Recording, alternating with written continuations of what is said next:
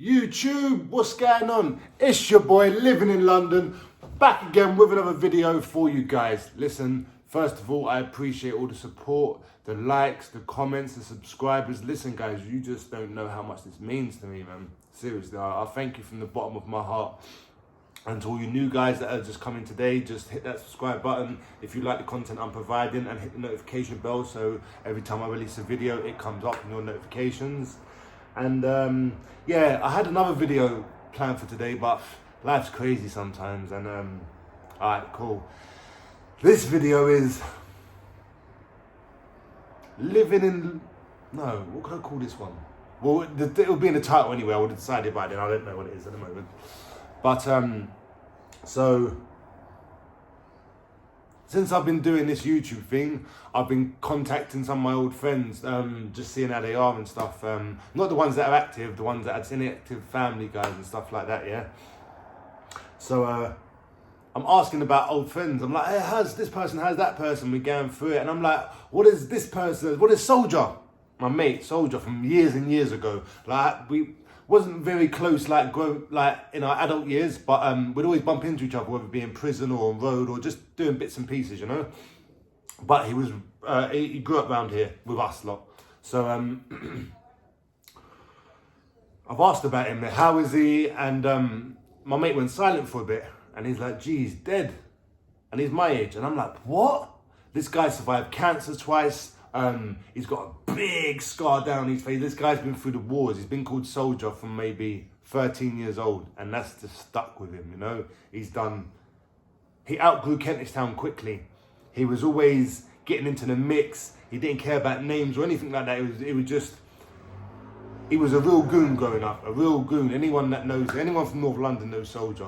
I know there's loads of different soldiers, but the one I'm talking about. So anyway, I've asked about him and he's dead. And I'm like, how? He got stabbed in the chest. And I'm like, wait, what? Now, I'm going to give you the story that was told to me. I've had permission to talk about it. The funeral was yesterday. I was going to mention some bits of it yesterday, but it's still too a bit raw, you know? Like they're burying the guy. So I let that rest today. Just like, you know, didn't want to do it. So, but today they've asked me again to do it. So I'll do it today. This is my boy Soldier.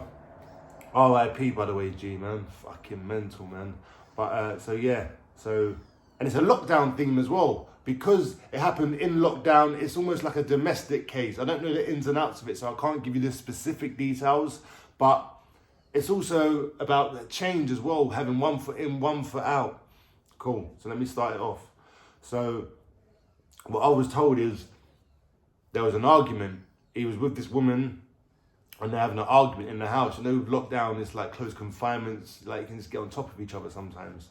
And there was an argument in the house and things were getting heated. I don't know if there was domestic violence involved. I don't know that. I don't even want to say that, but if there was, I don't want to belittle it. And if there wasn't, well, you just never know, you know? So I don't know the circumstances of it, but I'm just telling you what I was told, like I said.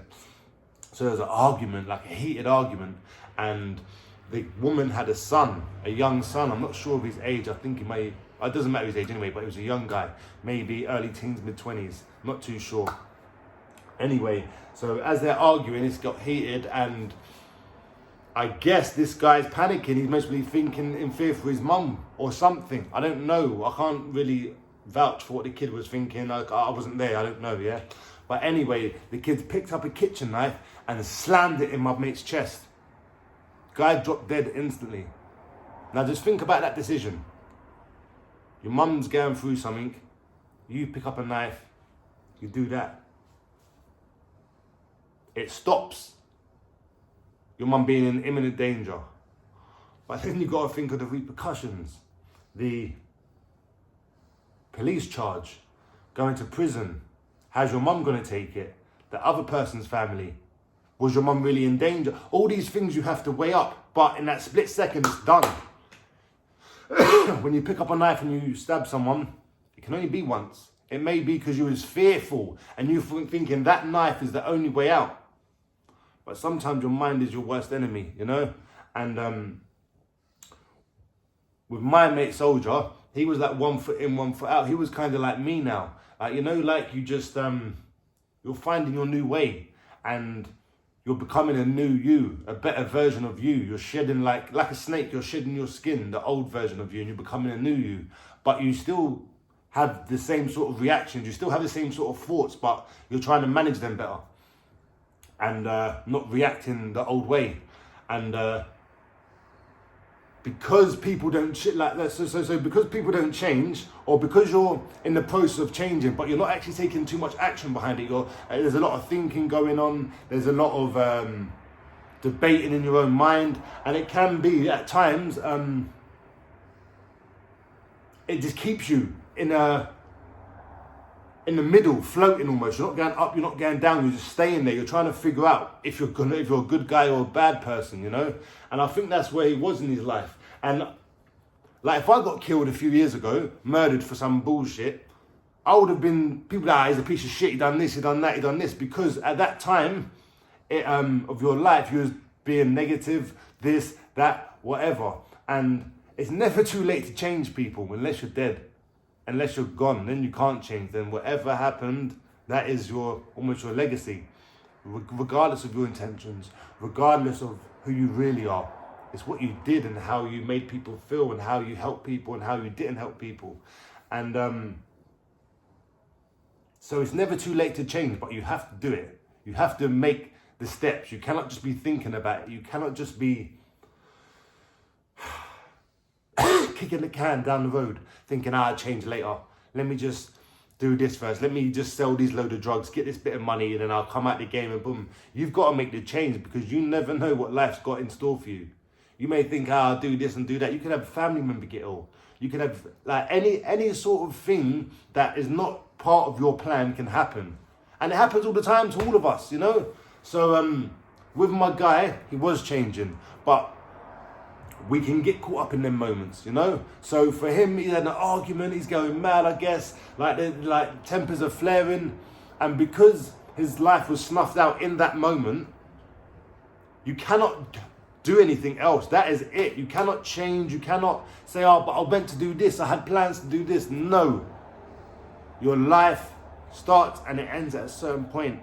And you have to fill it now with the stuff that you know you've got to do, the stuff that you put off, that you think, maybe this or maybe that. You know it deep down. You know what you have to do, people. Whatever it is, whether it's being a better parent, being a better son, being a better work colleague, being a better person, fighting them demons, facing them demons that you think, fuck that, nah, this, that, the other. You know, because we don't know how long we have left on this planet. And we don't even know what comes after. This may literally be it, or it may just be a test and then whatever else comes afterwards.